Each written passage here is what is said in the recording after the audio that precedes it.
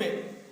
আপনাদেরকে সাক্ষী রেখে বললাম, নামাজ 96 গুনাহ, 5 ওয়াক্ত দৈনিক ফরজ নামাজ। এখন রোজা রেখে যদি আপনি নামাজ না পড়েন, তাহলে আপনার একটা ফরজ আদায় হইতেছে, বাকি 5টা ফরজ আপনি ছাড়তেছেন। অনেকে আসেন নামাজ পড়েন না, এদিকে পরে আসতেছে। এই যে বাচ্চারা মসজিদে আসলে আপনারা চিল্লা পাল্লা করেন, এই আজকে হাদিস থেকে এগুলো সব ভুল করেছে আপনাদের জন্য।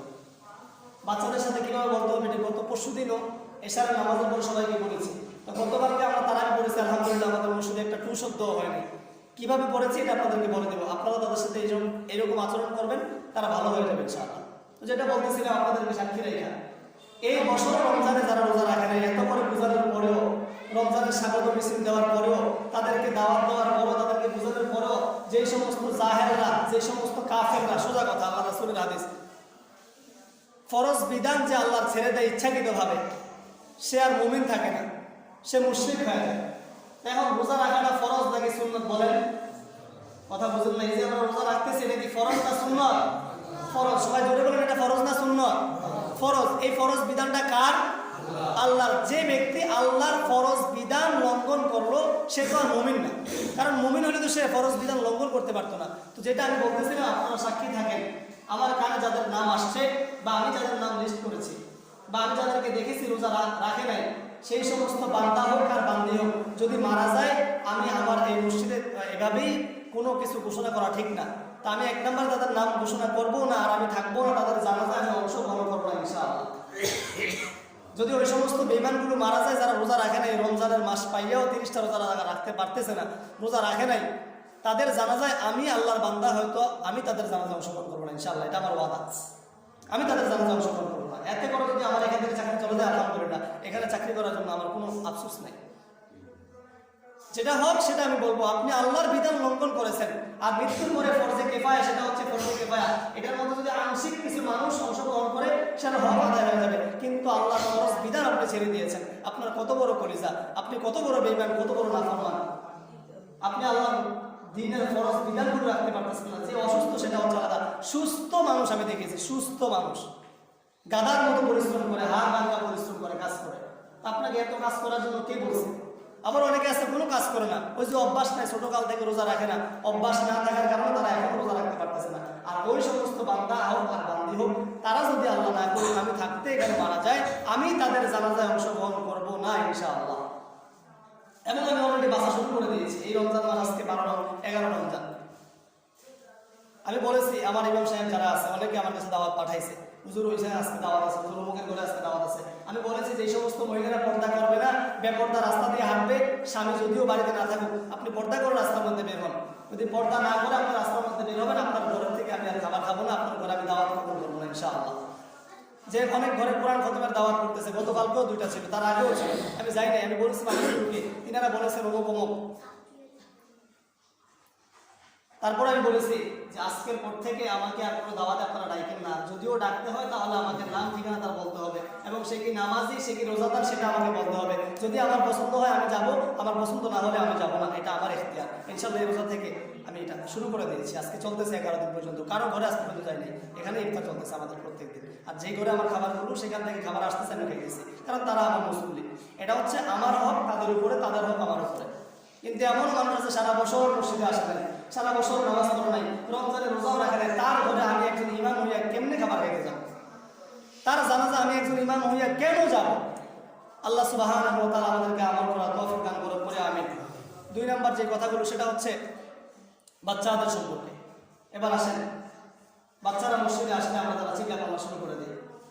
এই বাচ্চাগুলো আপনাদের থেকে শিখবে, খুব খেয়াল করবেন কথাগুলো। কিভাবে শিখবে?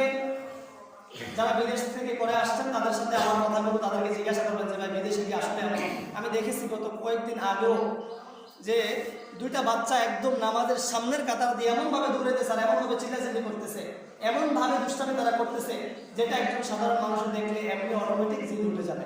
কিন্তু তারা ওই বাচ্চাদেরকে কিচ্ছু বলে না। এটা বিদেশের কথা বলতেছে, বাংলাদেশের কথা না। যদি বাংলাদেশের মধ্যে এটা হয়তো ওই দিন মসজিদে কোবাগুবি চলতো কয়েকদিন সাথে। কারণ কিছু মুসল্লির বাচ্চারা মসজিদে দেখলে তাদের মানে মাথা মনে অটোমেটিক গরম হয়ে যায়, তারা কেন মসজিদে আসে। কিন্তু আপনি বুঝেন না, আজকের শিশু আগামী দিনের মুসল্লি, আজকের বাচ্চা আগামী দিনের মুসল্লি। আপনি আমি কয়দিন আর বাঁচবো? আপনি আমি মরে গেলে এই যে আমাদের কত মুসল্লি আমরা জানাজা দিলাম, ওইখানে গাদায় দিলাম। আমি এখানে আসার পরও আমার কতগুলো মুসল্লি হারাইলাম, আমি নিজ হাতে তাদেরকে কবরে রাখলাম, মাটি দিলাম, নিজে তাদের আমার কাঁধে তাদের লাশ বহন করলাম। আজকে কি তারা আছে? আজকে তারা নাই, কিন্তু আজকে আপনারা আছেন। আবার আপনারা একদিন থাকবেন, আবার আপনাদের পরবর্তী জেনারেশন তারা থাকবে, কিন্তু তারা আসলে যদি আপনারা তাদের সাথে গালাগালি করেন, তাদেরকে যদি ধমক দেন, তাদেরকে যদি না বুঝাইয়া দেন, বলেন তো আমাকে তারা কোত্থেকে শিখবে? বলেন আমাকে। এখন তারা মসজিদে আসবে, দুষ্টামি করবে, তারা মসজিদে আসবে, তারা জোরে চিল্লাচিল্লি করবে, আওয়াজ করবে, কিন্তু আপনাকে আমাকে এটা সহ্য করে নিতে হবে এবং তাদেরকে ভালোবাসার সহিত তাদেরকে বুঝাই দিতে হবে যে বাবারে মসজিদে আসতে দুষ্টামি করা যাবে না, কথা বলা যাবে না।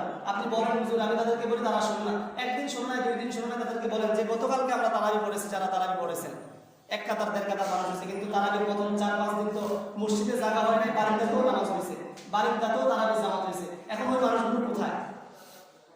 ওই মানুষগুলো কোথায়? তারাও তো এই সমাজে তো তারা আছে, এই দেশেই তো তারা বাস করতেছে। নামাজের সময় নাকি দোকানের মধ্যে মানুষ ধরে না, কিন্তু মসজিদের মধ্যে মুসল্লি নাই। কিন্তু শীতকাল গেছে, দেখেন এবার আমি কয়েকটা কথা বলি। শীতকাল গেছে, ফজরের ওয়াক্তে যখন আপনি ঘুমাইছিলেন, এই বাচ্চাগুলো মসজিদে এসে জামাতে নামাজ পড়ছে। জোহরের সময় আপনি যখন পাত্রের মধ্যে কাজ করতেছিলেন, এই বাচ্চাগুলো জামাতে এসে নামাজ পড়ছে। আসরের সময় আপনি আপনার দুনিয়ার বিভিন্ন ব্যস্ততায় ছিলেন, এই বাচ্চাগুলো মসজিদে এসে নামাজ পড়ছে। মাগরিবে হয়তো কয়েকজন লোক আসছে, আপনি আসছেন ঠিক, কিন্তু আপনার আগে বাচ্চাগুলো আসছে। এশারের সময় আপনি আসতে পারেন নাই, সেদিন ঠান্ডা পানিতে ওযু বানাইতে পারেন নাই, এই বাচ্চাগুলো আসছে। এই যে রমজান মাস প্রথম 3 দিন মসজিদে জায়গা হয় নাই, কিন্তু আজকে 7, 8, 9, 10, 11 এই 5, 6, 7 তারাবির মধ্যে আমরা মুসল্লি 1 কাতার পাই, আধা কাতার পাই।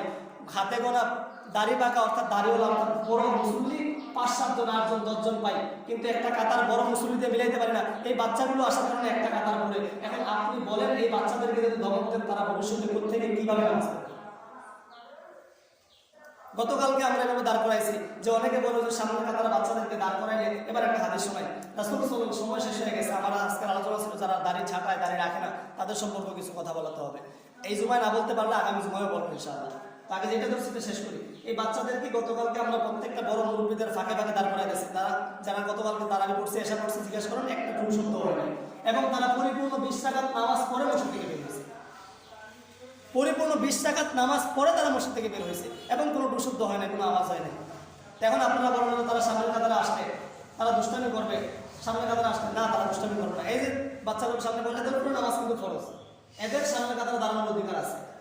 বাচ্চা ধরবেন কাকে? ওই যে ঘুমাইতেছে একটা, ওই যে আরো সামনে একটা আছে, ওইটা বাচ্চা ধরবেন। ওই পিছনে একজন আছে, এটাকে বাচ্চা ধরবেন। ওই যে আরেকটা আছে, ওইটাকে বাচ্চা ধরবেন। কিন্তু এই যে এদেরকে দেখতেছেন, এরা কিন্তু এদের উপরে নামাজ ফরজ হয়ে গেছে, কারণ এদের 7 বছর পার হয়ে গেছে, 10 বছর শেষ, 11, 12, 13 বছর ধরে চলতেছে।